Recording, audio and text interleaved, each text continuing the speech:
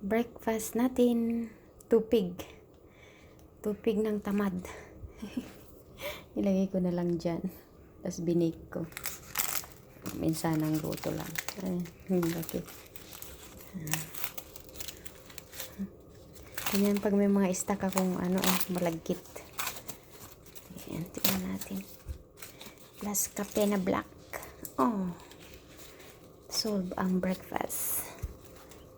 Sabi ni Lola, what you doing again? Alam niya pag luto ako ng luto, nabuboring ako sa buhay. Charot. Ayan. There we go. Hilig ko lang talaga magluto. Kung anong maisip ko. Charot. Ayan, tupig.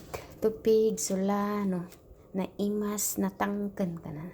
Nalok ng